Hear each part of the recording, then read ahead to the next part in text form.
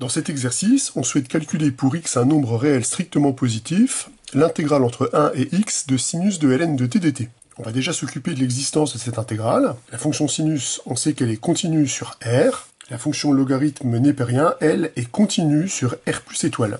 Donc la composée, c'est-à-dire la fonction qui à t associe sinus de ln de t, est continue sur r plus étoile comme composée de fonctions continues, si bien que l'intégrale proposée existe. Je peux donc noter, pour tout x strictement positif, grand f de x est l'intégrale entre 1 et x de sinus de ln de t dt. Puisque l'intégrand est continu, cette intégrale représente l'unique primitive de la fonction qui est ici, qui s'annule en 1. Donc l'exercice, c'est calculer une primitive de la fonction qui à t associe sinus de ln de t.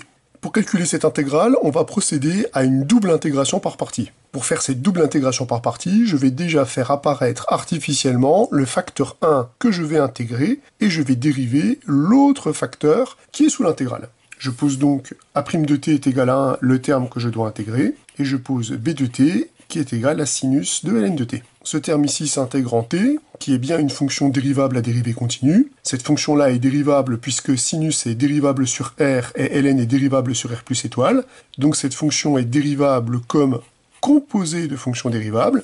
Donc quand on dérive la composée, on dérive la fonction sinus, que l'on applique à la fonction logarithme, puis on multiplie le résultat par la dérivée de la fonction logarithme. Lorsqu'on fait l'intégration par partie, on récupère le crochet a de t, b de t, donc t sinus de ln de t pris entre 1 et x, moins la nouvelle intégrale, qui est l'intégrale entre 1 et x. On voit que le facteur t ici va se neutraliser avec le facteur 1 sur t. On obtient donc cosinus de ln de t dt. Donc on voit que par rapport à l'intégrale de départ, la fonction sinus a été transformée en la fonction cosinus.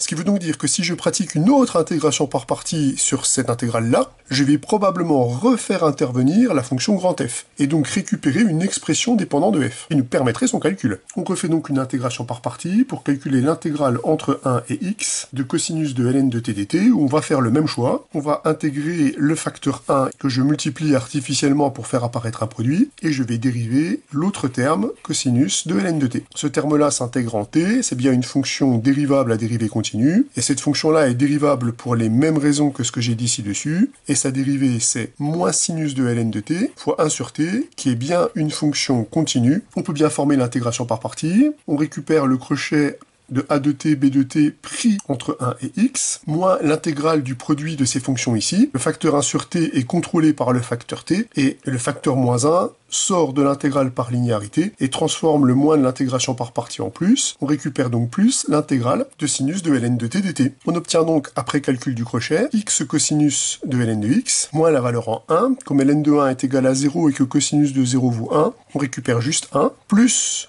on obtient à nouveau le terme f de x, c'est l'intégrale de départ. Je vais maintenant reporter le résultat dans cette ligne. Je récupère donc f de x va donc être égal à le crochet ici que je calcule, donc x sinus de ln de x, moins la valeur de cette expression en 1, c'est sinus de ln de 1, mais comme ln de 1 est nul et que sinus de 0 fait 0, le terme qu'on récupère est nul. Moins, eh bien moins l'expression qu'on a récupérée ici, donc attention, il faut distribuer le signe moins là-dedans, donc moins x cosinus de ln de x, plus 1, moins f de x. Si j'isole f de x dans le membre de gauche, je récupère que 2f de x va être égal à x sinus de ln de x, moins x cosinus de ln de x, plus 1. On peut donc conclure qu'une primitive de la fonction qui à t associe sinus de ln de t, c'est 1/2 facteur de x sinus de ln de x, moins x cosinus de ln de x, plus 1.